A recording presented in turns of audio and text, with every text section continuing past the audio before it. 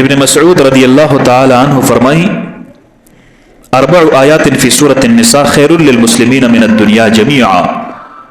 4 آیاتونه دي په سورة النساء کې چې د مسلمانانو د پاره تر ټوله دنیا بهتره ده. ټوله دنیا د میزان په یو تله کې واچوه، دا 4 آیاتونه په بل تله کې واچوه، دا 4 آیاتونه دروندیږي تر هغه ټوله دنیا. هغه کوم آیاتونه دي؟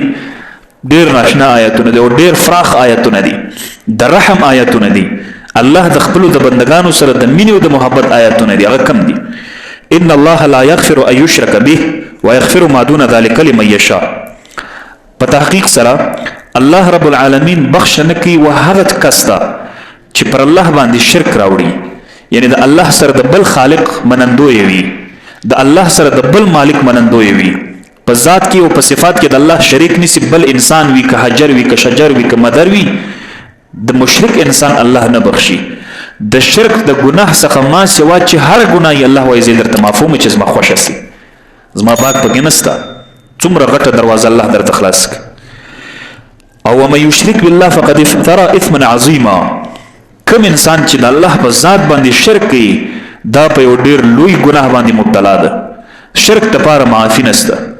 یو خو د نننۍ زمانې د بعضو ملایانو ټاپي دي د شرک، چې ته تعویذ ولکې وای دا د شرک وکړه، که دې دم وکړه وای دا د شرک وکړه، که یو زیارت د ولی الله ته ولاړې د استفادې باطني لپاره وای دا د شرک وکړه، د رسول الله صلی الله علیه وسلم په محفل په مناسبت او د هغې د خوشحالي کې راغونډ سولې وای تا شرک وکړه، یا دې د تصوف په یو لاره باندې روان سولې وای تا شرک وکړه، ذکر دې وکړه وای دا د شرک وکړه. یو خو د نننۍ زمانې دا جعلي او دا 2 نمبر فتواګانې دي. یو اصلي شرک ده. اصلي شرک دې ته وایي چې الله رب العالمین خالق دی، الله رب العالمین د ټولو اشیاء مالک ده، الله رب العالمین عالم الغیب ده بعلم الکلی او بعلم المستغرق ازلی و ابدی ده. الله رب العالمین په هر شي باندې قادر ده. که په دغه شیانو کې یو بل څوک ته شریکه هم ته مشرک ګرځي، یا الله ته موږ سجده لګو د الله څخه ما سوا بل چاته سجده لګول په نیت د تعظیم سره دا هم شرک. وګورئ د لاس مچېدل دا شرک نه دی. بعضې خلک دا ګمان کوي و یاره که د لاس کښته کوي نو دا شرک ده. ولې؟ وایي دا خو سجده راځي. هلکه سجده دې ته نه وایي، خالی په ځان کښته کېدو دې ته سجده نه وایي. سجده چاته وایي؟ وضع الجبهة على الارض، خپل تندي پر مځکه باندې ایښودلو ته سجده وایي. او که صرف ځان کښته کولو ته سجده ویل کېدای نو بیا ته بد کوي چې سر په مځکه لګوي، خو نو دغسې رکوع وکړه ستا به سجده قبولېدای که نه. سجده دې ته نه وایي. سجده پر 7 اندامونو کېږي. 7 اندامونو که یو اندام دې کم و سجده دې نه ده صحیح، لکه تندي سوه، پزه سوه، یو ورغوی د لاس سو، بل سو، ګونډې سولې، پر دې باندې سجده کېږي. اوس که ته خالي تندی ولګوې لاسونه یا پښې ونه لګوې ستا سجده صحیح ده؟ نه دی صحیح. حقیقي سجده دې نه ده صحیح. نو ته د بل شي باندې څنګه د هغه شي فتوا لګوې چې کوم حقیقت کې د هغه شي معنا نه لري او مفهوم یې بالکل نه مرادیږي پکښې. نو شرک هغه ده چې کله یو انسان بل ته په نیت د تعظیم باندې سجده ورته لګوي. لکه پخوا زمانه کې دا رواج و. د یوسف علیه السلام په زمانه کې بعض علما وایي چې دا عمل وو. لکه آدم علیه السلام ته الله تعالی امر وکړ ملائکو ته چې ته سجده ورته وکړه. بعض علما وایي چې یا قبله آدم علیه السلام اصلي سجده الله ته کېده. لکه اوس چې موږ تاسو سجده بیت الله ته کوو خو اصلي الله تعالی ته کوو، خو توجه مو چاته بیت الله ته. خو بیت الله ته سجده لګول شرک دی کنه، دا الله ده که غیر الله ده؟ خو دا هم شرک ده کنه. ته چې بیت الله ته سجده لګې دا هم شرک ده. ولې سجده بیت الله ته لګې؟ کعبه شریف ته ولې سجده کوي؟ هغه طرف ولې کعبه خدای دی العیاذ بالله، ولې سجده لګې؟ مطلب دا ده چې کعبه طرف ته توجه کوي خو سجده دی الله تعالی ته دی. هغه ټیم کې آدم علیه السلام ته سجده نه لګوله، سجده دی توجه دی آدم علیه السلام ته خو سجده دی الله تعالی ته لګول. بعض علما وایي چې نه خپل آدم علیه السلام ته سجده لګول. د یوسف علیه السلام په واقعه کې راځي قرآن کریم کې انی رأیت 11 کوكبا رأیتهم لی ساجدین. دلته علما تفسیرونه کوي خو یو تفسیر پکې دا دی چې حقیقي سجده مراد ده. دا هغه پر ځای باندې الله جل جلاله زموږ تاسو په امت د محمد مصطفی علیه السلام کې لاس مچېدل او پښه مچېدل رایج کړو، شریعت کې اجازت ورکړه.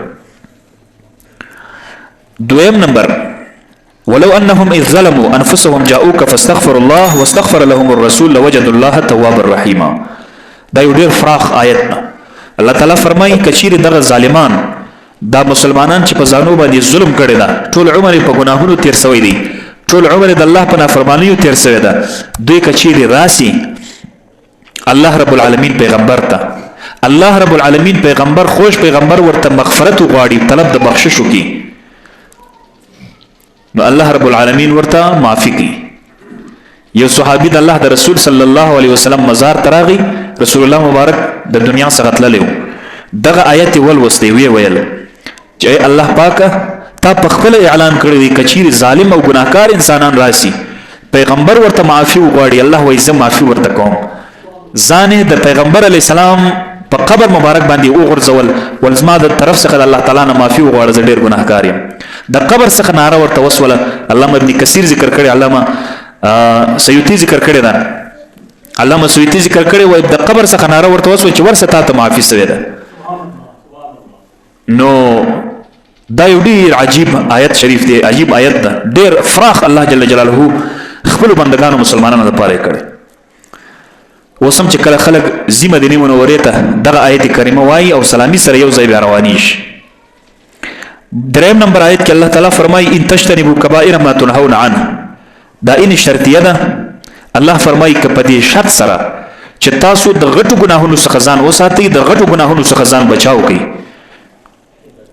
نکفر عنکم سیئاتکم، ستاسو دا وړې وړې ګناوي، ستاسو دا کوچني کوچني ګناوي الله وایي زه د خپل در معافوم.